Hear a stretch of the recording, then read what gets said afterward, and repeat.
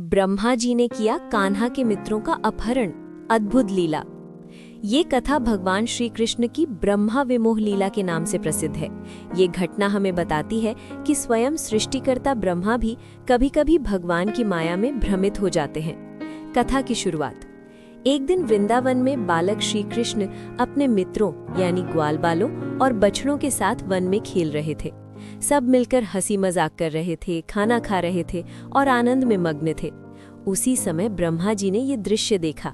उन्होंने सोचा, ये साधारण बालक कैसे हो सकता है? इसमें जरूर कोई दिव्यता है। उनके मन में श्री कृष्ण की परीक्षा लेने का विचार आया। ब्रह्मा जी ने अपनी योग माया से सभी ग्वाल बालों और बछड़ों का अपहरण कर लिया और उन्हें एक गुफा में सुला दिया।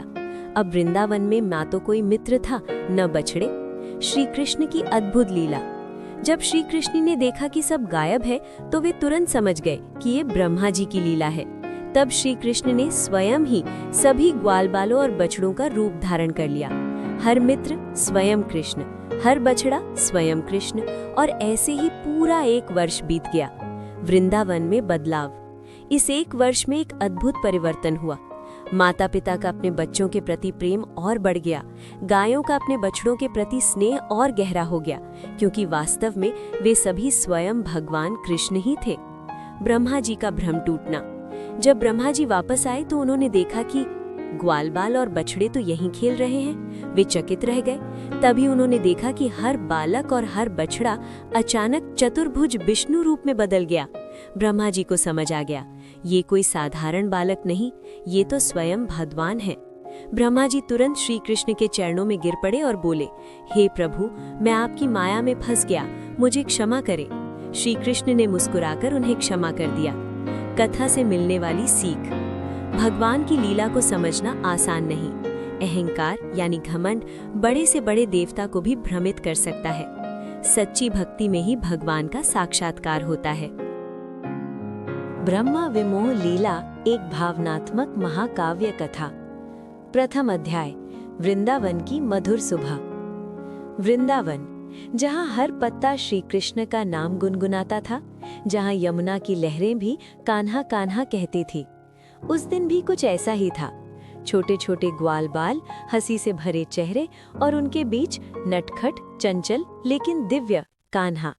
वे सब मिलकर वन में गए, बछड़ों को चराते, खेलते और आनंद में खोए हुए। जब दोपहर हुई तो सबने मिलकर वृक्षों के नीचे बैठकर भोजन करना शुरू किया। कोई रोटी खा रहा था, कोई दही चख रहा था, और श्री कृष्ण सबके बीच बैठकर सबके डिब्बों से थोड़ा थोड़ा चख रहे थे। वो दृश्य इतना मोहक था कि स्वर्ग से भी सुंदर लग रहा था। द्वितीय अध्याय, ब्रह्मा जी का संदेह। उसी समय आकाश से ये दृश्य देख रहे थे सृष्टिकर्ता ब्रह्मा जी। उन्होंने सोचा, क्या ये वही परम ब्रह्म है जिसे वेद भी पूरी तरह नहीं जान पाए? उनके मन में संशय उठने लगा, क्या मैं इसकी परीक्षा लेता हूँ? और यहीं से शुरू हुई एक दिव्य लीला। तृतीय अध्याय, अपहरण। जब ग्वाल बाल खेल में मग्न थे, ब्रह्मा जी ने अपनी योग माया से सभी बछड़ों और बालकों को एक पल में अदृश्य कर दिया। उन्हें दूर एक गुफा में सुलाकर समय को रोक दिया। वृंदावन अचानक सूना हो गया। चतुर्थ अध्याय, श्री कृष्ण का चमत्कार। श्री कृष्ण ने जैसे ही देखा कि उनके सभी मित्र और बछड़े गायब हैं, वे मुस्कुराए। तो ये ब्रह्मा जी की लीला है। और फिर हुआ सबसे बड़ा चमत्कार। श्री कृष्ण ने स्वयं को हर ग्वाल बाल और हर बछड़े के रूप में प्रकट कर दिया। हर चेहरा श्री कृष्ण, हर आवाज श्री कृष्ण, हर हाव भाव श्री कृष्ण। अब पूरा वृंदावन श्री कृष्णमय हो गया था। पंचम अध्याय, प्रेम का महासागर। 1 वर्ष बीत गया, लेकिन ये कोई साधारण वर्ष नहीं था।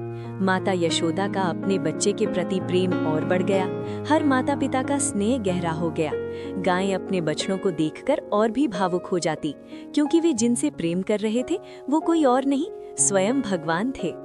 षष्ठ अध्याय, ब्रह्मा जी का आश्चर्य। 1 वर्ष बाद ब्रह्मा जी लौटे।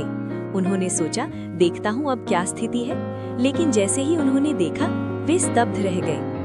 ग्वाल बाल तो वहीं खेल रहे थे, बछड़े भी वैसे ही चल रहे थे। ये कैसे संभव है? सप्तम अध्याय, सच्चाई का दर्शन। तभी अचानक हर ग्वाल बाल, हर बछड़ा चतुर्भुज विष्णु रूप में बदल गया। 4 हाथ, शंख, चक्र, गदा, पद्म, पूरा आकाश दिव्यता से भर गया। ब्रह्मा जी की आंखें खुल गईं। ये तो स्वयं परम ब्रह्म है। अष्टम अध्याय, अहंकार का अंत। ब्रह्मा जी तुरंत श्री कृष्ण के चरणों में गिर पड़े। उनकी आवाज कांप रही थी। हे प्रभु, मैं आपकी माया में उलझ गया। मैंने आपको परखने का प्रयास किया, मुझे क्षमा करें। नवम अध्याय, भगवान की करुणा। श्री कृष्ण मुस्कुराए। हे ब्रह्मा, ये मेरी लीला है, तुम्हारा कोई दोष नहीं। उनकी मुस्कान में प्रेम था, करुणा थी और अनंत शांति थी। अंतिम संदेश। ये कथा हमें सिखाती है, भगवान को तर्क से नहीं, भक्ति से समझा जाता है। अहंकार सबसे बड़ा अज्ञान है। भगवान हर रूप में हमारे साथ हैं।